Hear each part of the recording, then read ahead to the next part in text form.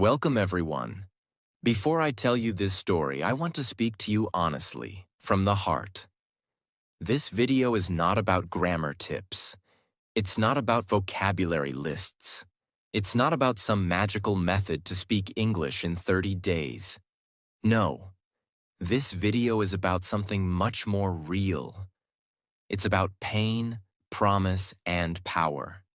Because if you're someone who's ever felt too scared to speak English, if you've ever felt small in a room full of confident people, if you've ever stayed silent, not because you had nothing to say, but because you didn't know how to say it in English, then this video is your story too. You will not just watch my journey. You will feel it. Because I was just like you. This is the story of how I went from someone who was too afraid to speak even a single sentence to someone who today speaks English confidently, not perfectly, but freely. And the best part? I didn't have a teacher. I didn't go to coaching. I didn't have friends who spoke English. But I had something else. A reason, a fire, and a promise I made to myself. In this video, I'm going to take you inside my life. I'll show you every step, the hard days, the silent nights, the embarrassment, the failures, and how all of that turned into strength, into confidence, and into real fluency. You will learn how to start your English journey alone, how I trained myself without classes, how I made English part of my life, how I kept going even when I wanted to quit, and how you can do the same, starting today. But most importantly, you'll learn that you don't need to be confident to start. You just need to start. If you stay till the end of this video, I promise, you'll never look at English the same way again, because this story could be your story. Let's begin. Part 1. The Promise. My name is Liam. I'm 19 years old. I come from a very small town, the kind of place where people don't dream too big. My father is a mechanic. He fixes cars. My mother works as a housemaid. We don't have much money. No smartphones growing up, no internet, no English books at home. We spoke only our local language. Growing up, English felt like a rich person's language. I used to see people on TV speaking fluently and smiling, and I always thought, that will never be me. In school, I was good at reading English, but when the teacher asked me to speak, I froze. My mouth would go dry. My heart would beat fast. I remember one day in class, I was asked to say just one sentence. My name is Liam, and I want to be a teacher. That's it, but I couldn't do it. I stood there shaking. The whole class laughed. That day, something inside me broke. Not just because people laughed, but because I knew I had something to say, and I couldn't say it. That night, I walked home alone. I didn't talk to anyone. I just kept hearing the sound of people laughing in my head. I looked at my reflection in a shop window and I whispered, one day, I will speak English. I don't care how long it takes. I don't care how hard it is. I'll do it. That was the moment I made the promise.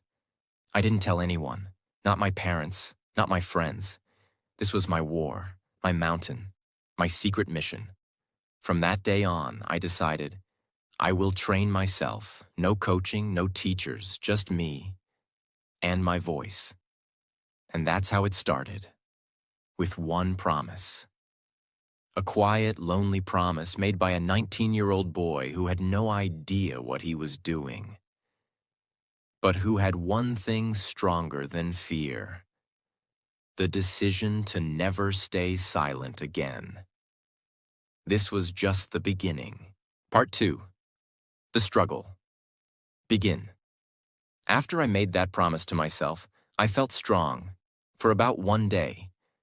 The next morning, I woke up early, washed my face, stood in front of the mirror, and said, today I start speaking English. But nothing came out.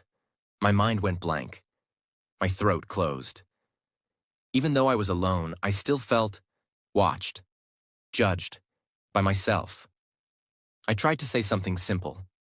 Just one sentence. How are you?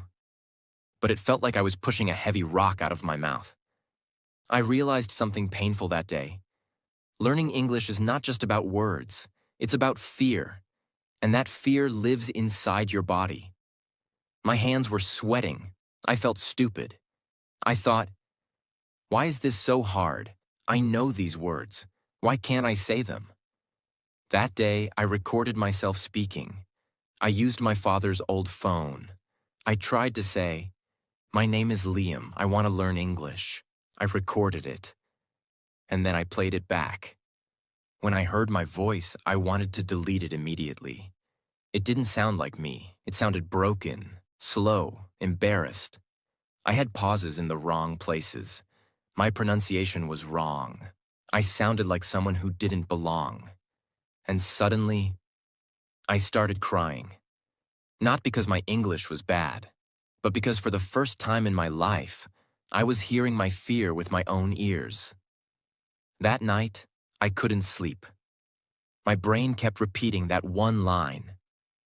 You're not good enough. You'll never be fluent. The next morning, I thought about quitting.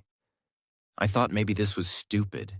Maybe English was not for people like me. But then, I remembered the promise. That quiet promise I made while looking into a shop window, walking home in silence. And I decided to try again. This time, I changed something. I didn't try to speak perfect English. I just tried to speak one sentence with feeling. Not grammar. Just feeling. I looked into the mirror and said, I want to be better. That was it. That sentence was not complex. It wasn't even about English. But I said it with emotion, with truth. And for the first time, I didn't feel weak. That one sentence became my daily habit. Every day before school, I would wake up 15 minutes early. I'd lock the bathroom door, and I'd speak to myself, out loud, even if it was just 2 or 3 lines. Sometimes it was, today is going to be a good day. I am trying my best. English is not my enemy. I can learn, even if I'm slow. At school, nothing had changed. I was still silent in class. I still avoided conversations. I still didn't raise my hand when the teacher asked a question. But something had changed inside me, even if no one else could see it. I had started my war, and every sentence I spoke alone was a tiny victory in that war. But let me be honest with you. Those early days were not beautiful. They were full of pain. People don't talk about that part enough. They don't tell you what it feels like to try your best and still be invisible. To practice speaking alone for weeks. And then fail again the moment someone actually asks you a question in real life. It happened to me 2 weeks after I started mirror practice. I was at the small grocery shop near my house. A man visiting from the city came in. He was speaking English with the shop owner's son, who had studied in a better school. I stood there, frozen. And then, for 1 second, the man looked at me and said, "Hey, buddy, can you tell me where the main road is?" It was a simple question. Very simple. And I had practiced answering questions like that in front of the mirror. But in real life, my mouth refused to move. I looked at him, and after 2 long silent seconds, I just shook my head and said nothing. He smiled politely and asked someone else. No one cared. But I did. I walked back home, feeling crushed. All that mirror practice, and still I failed. I wanted to throw away my notebook. I wanted to stop speaking. I thought, maybe I'm just pretending. Maybe this whole thing is a lie. That night, I didn't practice. I just sat in bed, looking at the ceiling, asking myself, am I fooling myself? What if I never get better?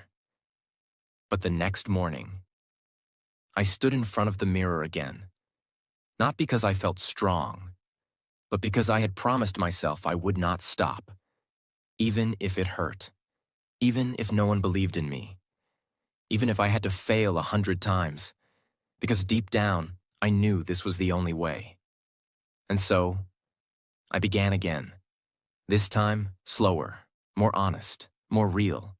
That's when I learned something important, something I want you to remember. Fluency is not about speaking fast. Fluency is about being brave every day. Even when your voice shakes, even when you fail, even when no one claps. That truth became the fuel for my next step. And what happened after that changed everything. That morning, when I looked into the mirror again, something was different. No, I didn't suddenly speak better. No, my pronunciation didn't magically improve overnight. And no, I wasn't full of confidence. But I had made a decision in my heart, something unbreakable. I told myself, from now on, I will speak English every single day. Even if it's just 5 minutes. Even if it's broken. Even if no one listens. Because I am not doing this for anyone else. I am doing this for me. That was the beginning of my English ritual. A quiet war I fought inside a small room, but one that changed my life forever. Every evening after dinner, I would go into my room. No noise, no internet, no books. Just me and a small mirror on the wall. And I would begin talking. I didn't follow any big English program. I didn't watch expensive tutorials. I just spoke. Some days I started with a simple line. Hi, Liam, how was your day? And I'd answer myself. My day was okay. I went to school. I was tired, but I'm proud, because I am still trying. Every day I tried to speak for at least 10 minutes. At first it felt awkward, unnatural, slow. I had to think before every word. But I never missed a day, not even one. It became like brushing my teeth. If I didn't speak in English that day, I didn't feel clean. And something strange started to happen after 3 weeks. I noticed that my brain was slowly changing. One night, while lying in bed, I realized something shocking. I had been thinking in English without trying. I was planning what to say the next day, and my thoughts were in English. That was the moment I cried again. But this time, it wasn't out of sadness. It was because for the first time I felt like I was winning. No one else could see it. No one else would clap for it. But inside me, there was a quiet celebration. I was no longer a boy trying to speak English. I was becoming a boy who lives in English. I built my own practice system with nothing but my voice. Since I couldn't afford classes, I had to create my own structure. So I created 3 speaking zones every day. Zone 1. Morning self-talk, 2 minutes. While brushing my teeth or washing my face, I would say things like, today is a new day. I will speak English. I'm not afraid. My name is Liam. I'm strong. I'm learning. These were not complex sentences, but they gave me power. Zone 2. Evening mirror practice, 10 to 15 minutes. This was my main training time. Each day I picked a small topic. Nothing too hard. For example, talk about my school day, what I ate for lunch, describe my mother, my favorite memory. If I had a dream job, what would it be? I'd stand in front of the mirror and just talk, talk, talk. At first I used broken English. Half my words were wrong, but I kept going. Because I knew. Fluent people are not perfect. They're just consistent. Zone 3. Whisper practice before sleeping, 2 to 3 minutes. Before closing my eyes, I would lie in bed and whisper 3 to 5 sentences. About anything. I remember one night, I whispered, "I love this language. I don't know why, but I feel alive when I speak it." That sentence stayed with me forever. After a few weeks of daily practice, something else happened. When I looked at objects, like a chair, a pen, a tree, my brain started saying their names in English automatically. Not because I forced it, but because repetition had planted those words deep in my brain.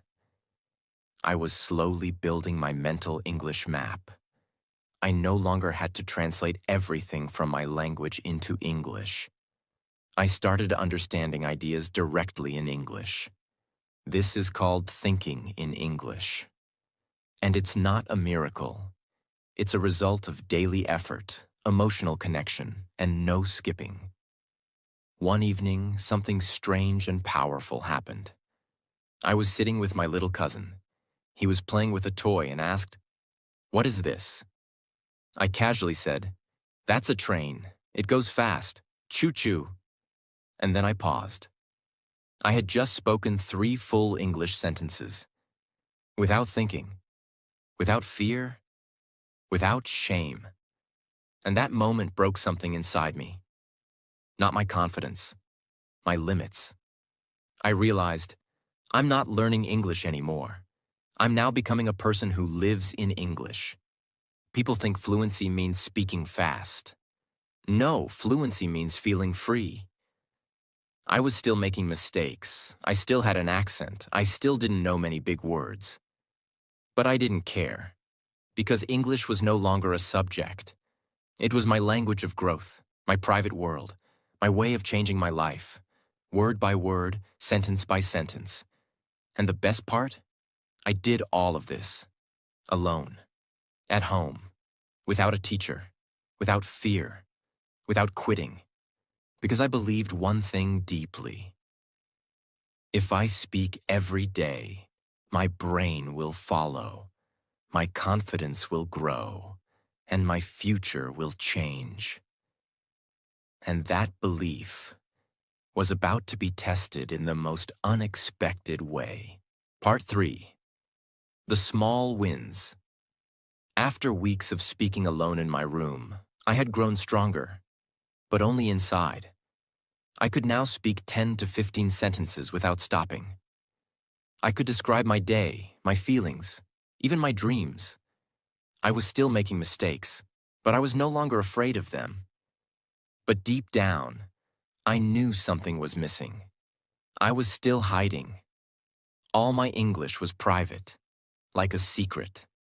It was time to face the real world. I wanted to practice with people, but I was afraid.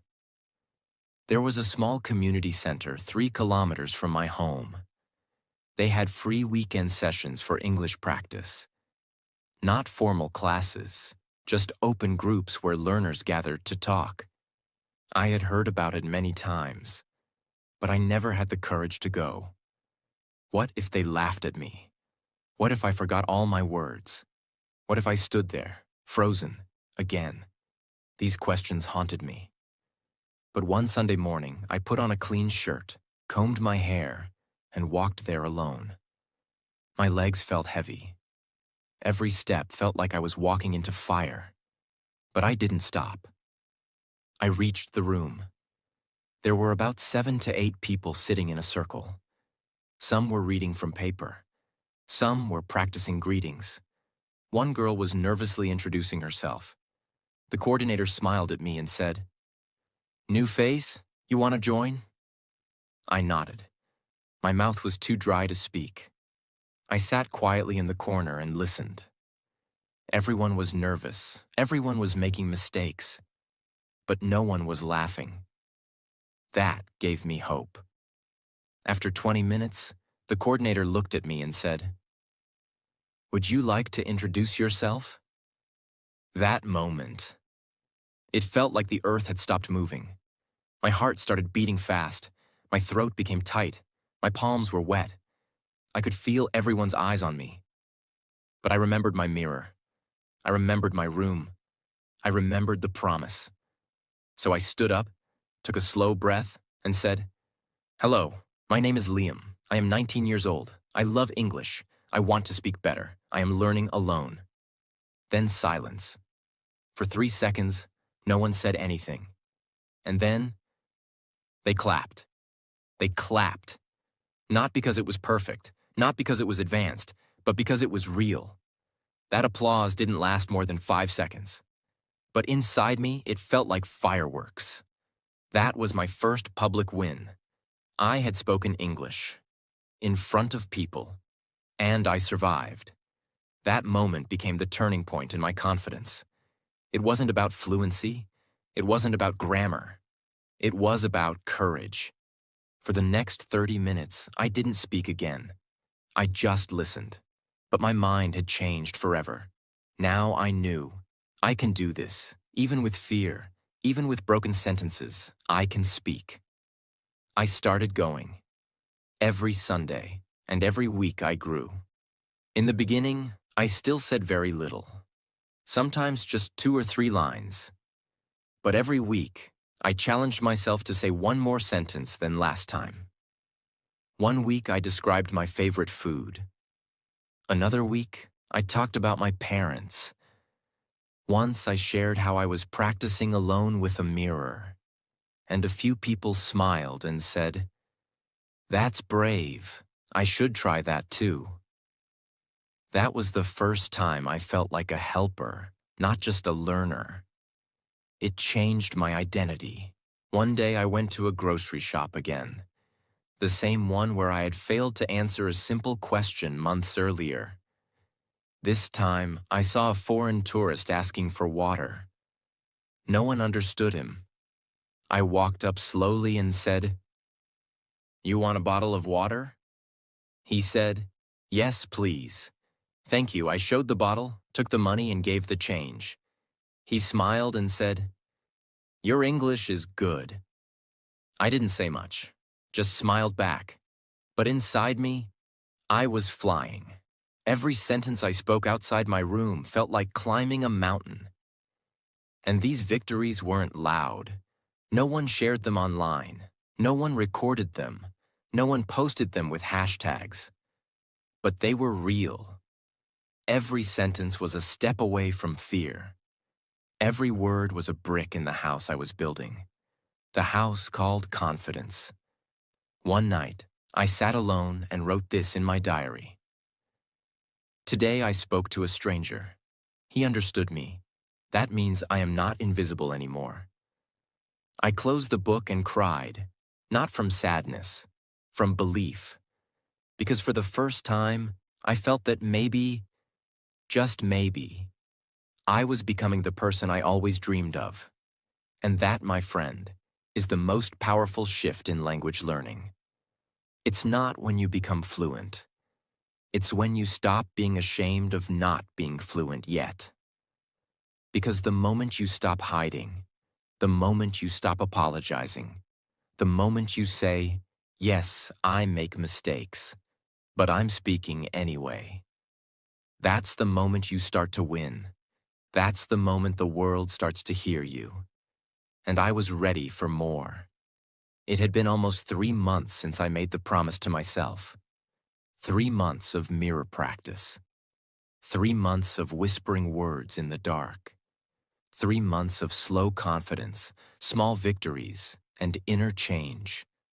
By now, I had started to feel like I belonged. I could hold a short conversation. I was joining the Sunday group confidently. I even started helping others who were more shy than me. But then something happened that shook everything. It was a small marketing company. They were looking for students who could assist with basic research and office work. The requirement was simple: basic English communication skills. When I saw the poster, I felt excited. This was my chance. Not just to practice real English, but to work in a real office, to earn something, to show my parents that I was growing. I applied. I filled the form. I prepared my introduction. I practiced for 4 nights straight. I stood in front of the mirror and said my lines over and over again. Hello, my name is Liam. I'm passionate about learning and growing. I may not be perfect, but I believe in showing up. I even rehearsed the possible interview questions. What are your strengths? Why do you want this job? What makes you a good fit? I wrote my answers. I practiced them 20 times. I believed I was ready. I reached early. My shirt was clean. I was wearing shoes I had polished myself. My hands were shaking, but I kept whispering. You've got this, Liam. You've worked for this. You've spoken to real people. You are ready. When my name was called, I walked in. There were 2 people, 1 man and 1 woman.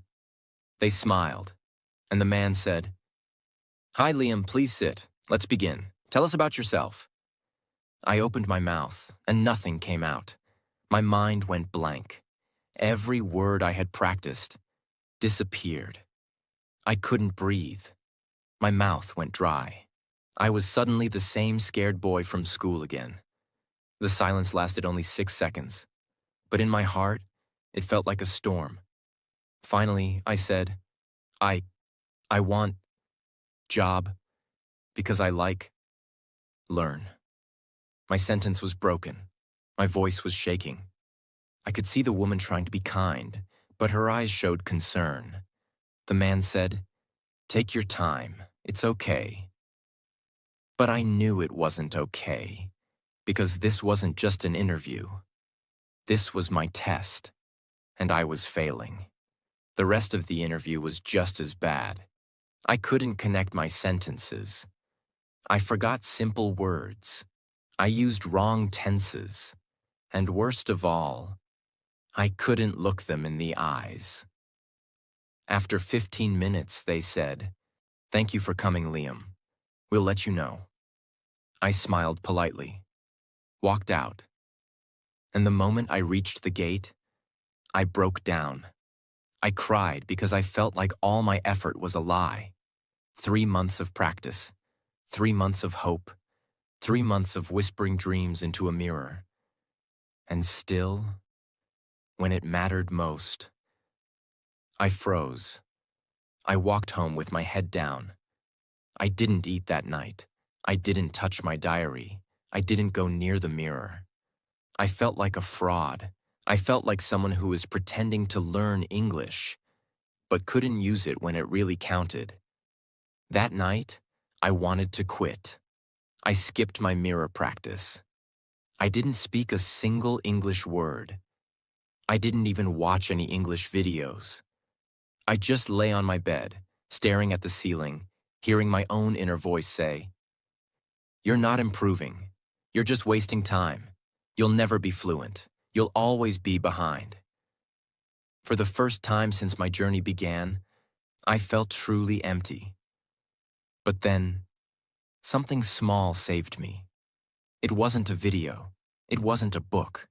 It wasn't a friend. It was a note I had written to myself on the very first day I began this journey. I had taped it on the side of my desk. I had forgotten about it.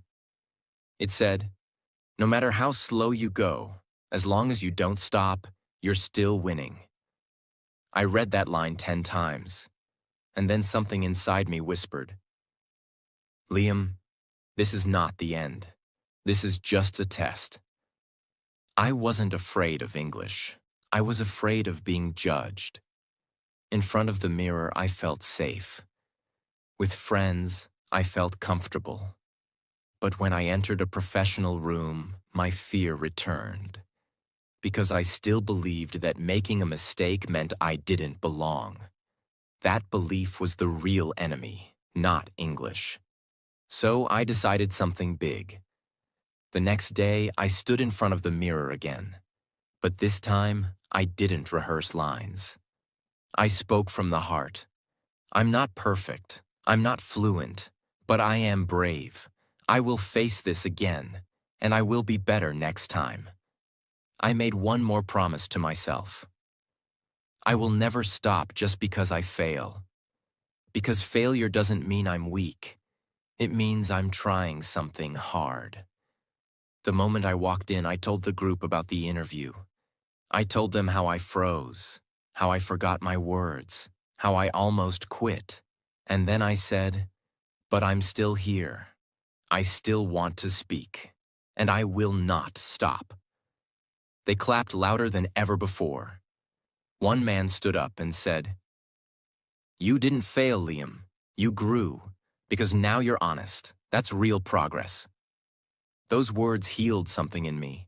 Not just mirror speaking, not just repeating words, but doing small, real-life English actions. Asking strangers directions in English. Saying thank you in English to shopkeepers. Recording daily updates on my phone in English. Reading short paragraphs out loud and explaining them to myself. I turned English into a lifestyle, not just a subject. Because this journey was never about being the best. It was about never going silent again. And now, I was ready to rise higher than ever before. Part 4. From Silence to Strength. The day I spoke without fear. And everything changed. After the failed interview, after the emotional breakdown, after the promise to never quit, I returned to my journey stronger than ever. But I wasn't just stronger. I was wiser. Because now I understood that English was never my real enemy. My fear was. And that fear lived in the silence between my thoughts. Every time I spoke, I was not just using language. I was fighting my fear. I didn't need to sound perfect. I needed to sound brave. And that mindset changed everything. One evening, my community group coordinator pulled me aside and said, "Liam, next Sunday we're holding an open English-speaking event. Visitors from the city will be joining. We want you to give the welcome speech." I froze for a moment. Me? The same boy who once couldn't say "my name is Liam" in class? He said, "You've been consistent. You've grown. You have a story. People need to hear it." I didn't say yes immediately. That night, I stood in front of my mirror again. My oldest friend. My oldest teacher. I looked at my reflection and asked, "Are you ready?" And for the first time in my life, my reflection smiled back. No one is ever ready. You just speak anyway. So I said yes. Not rehearsing every word like a robot, but building confidence. I didn't write a script. I only wrote bullet points. My journey from fear to English. Why I started. What kept me going. What I want others to feel. Every night, I practiced small parts in the mirror. Every morning, I did a 5-minute voice warm-up. Every afternoon, I told myself one sentence. You are not here to impress. You are here to express. That sentence became my anchor. There were about 40 people in the hall. Half were learners.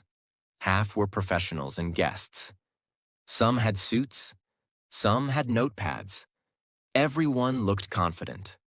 And I was holding the mic. My heart was beating faster than ever. My hands were shaking slightly. But I remembered. I was not here as a perfect speaker. I was here as a living example of what's possible. I walked to the stage, I looked around the room, and I began. Good evening, everyone. My name is Liam.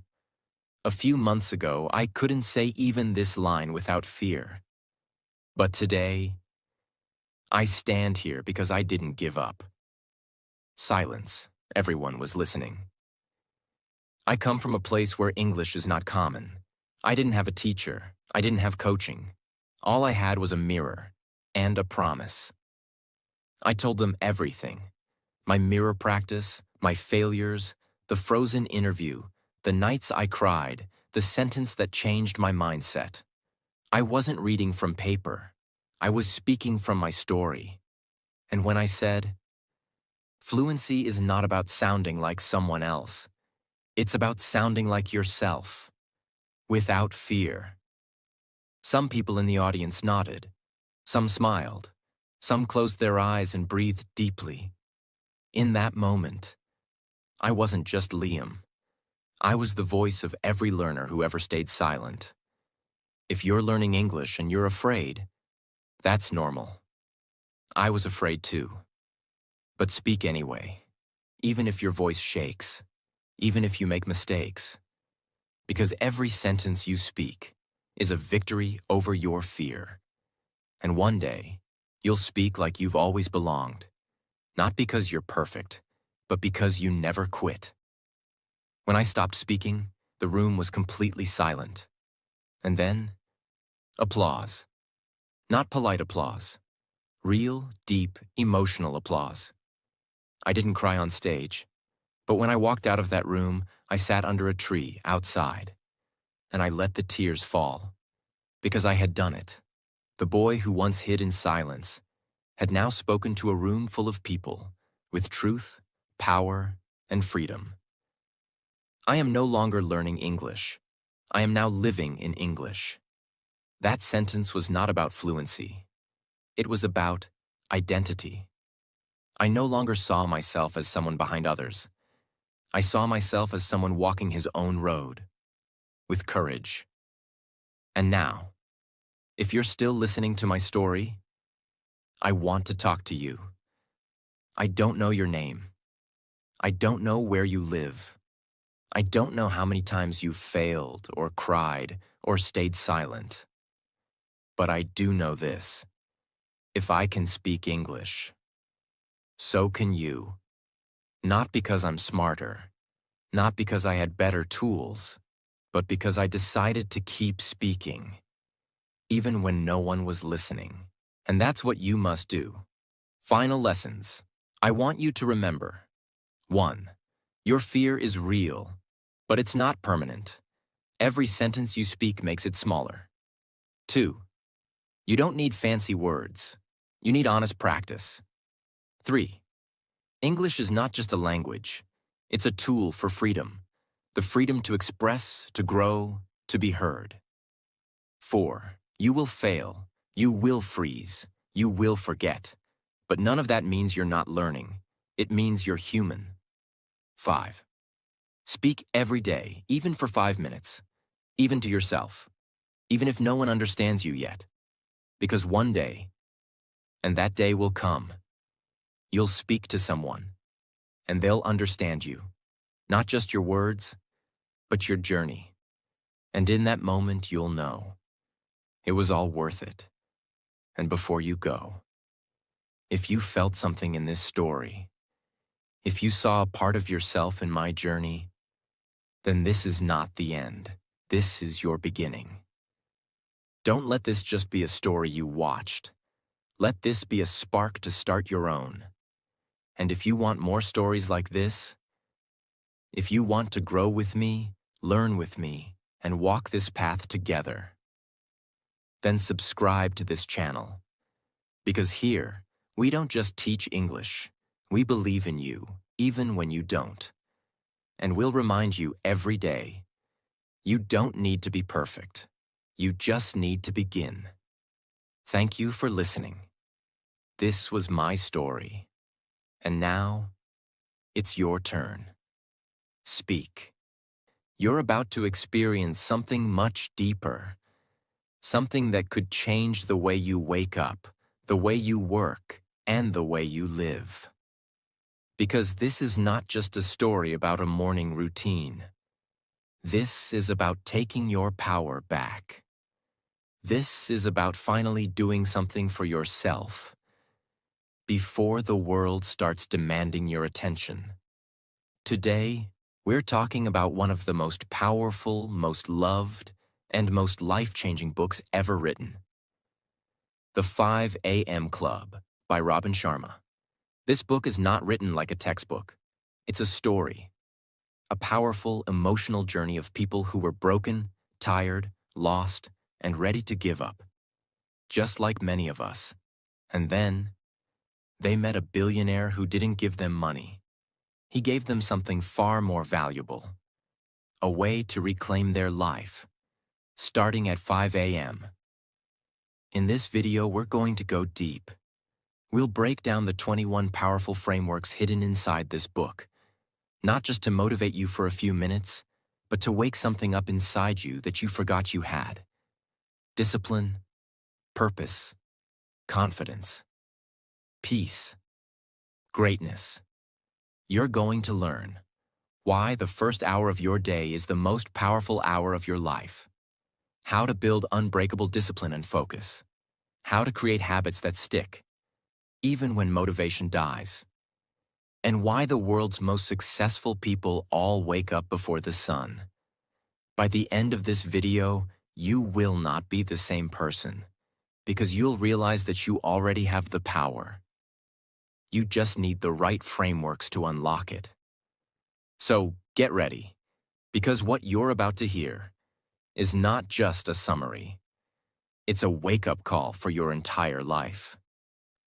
And if you're learning English, this summary will help you too, because it's written in simple words, spoken clearly, and filled with real examples.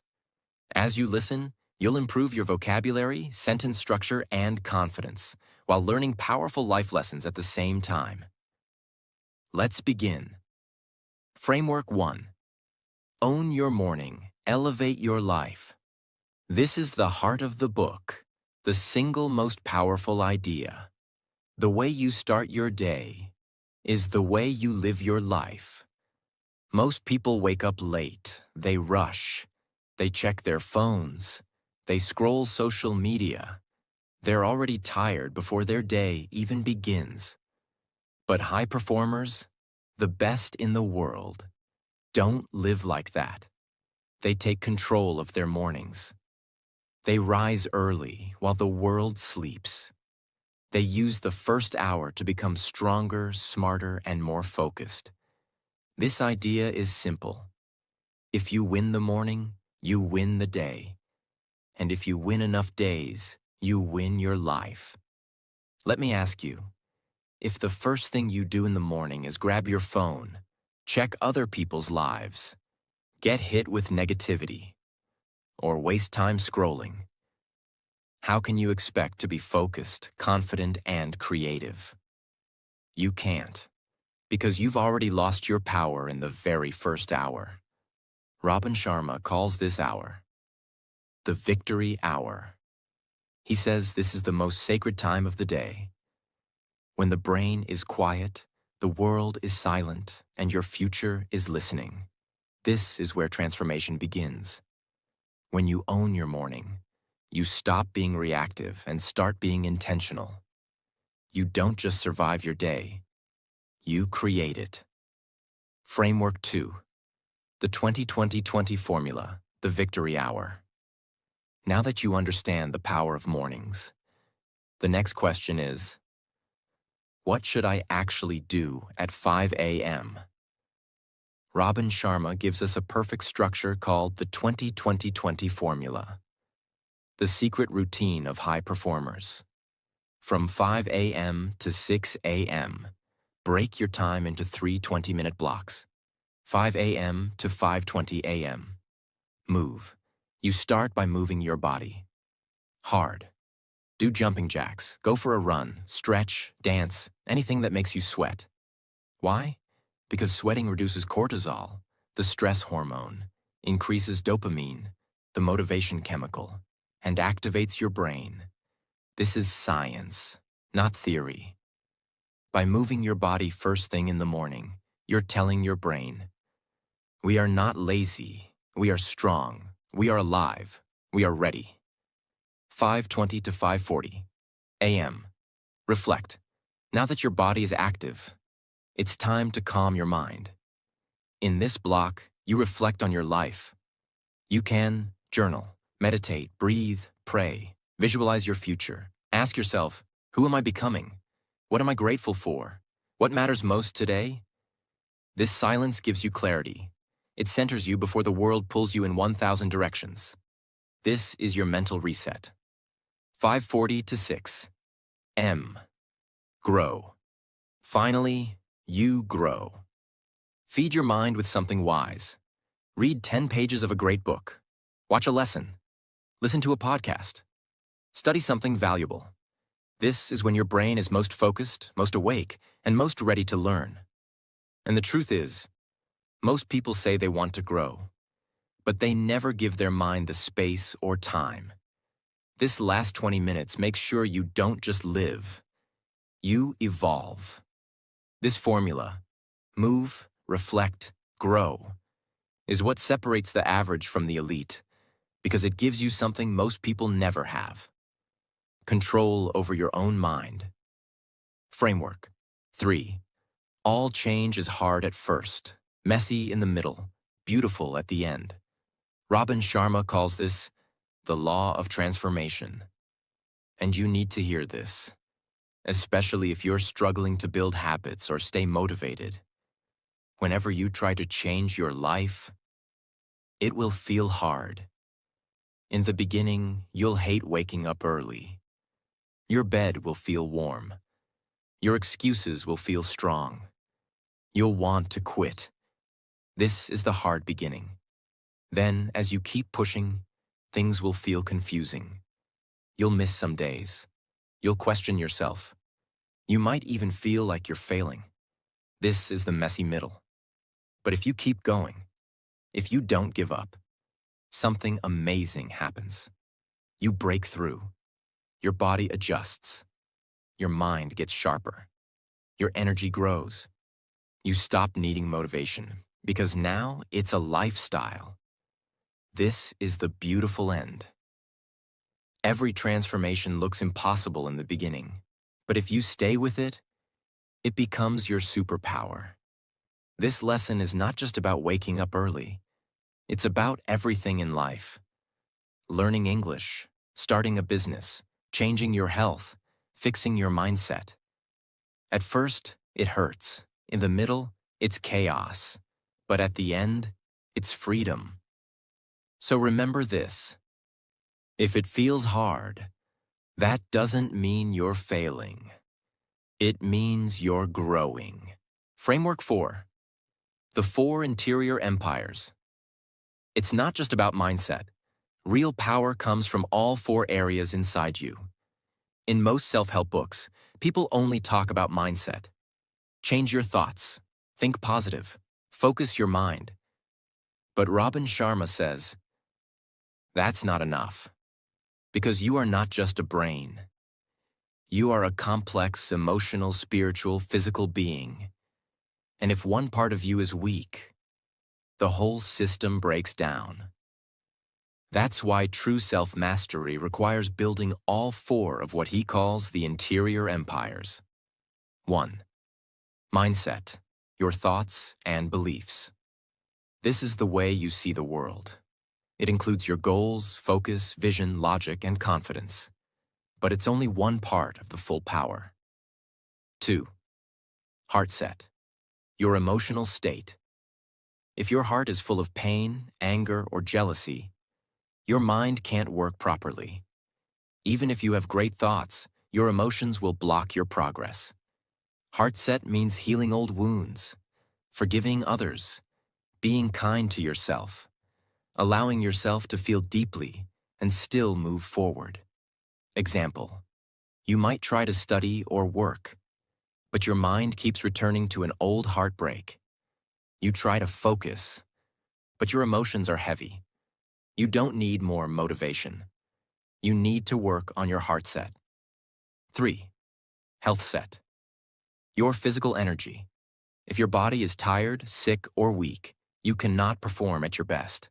Health set means eating clean, sleeping deeply, moving every day, staying strong and energized. Example, a man who wants to start a business wakes up at 10 a.m., eats junk food, scrolls Instagram, and drinks soda every evening.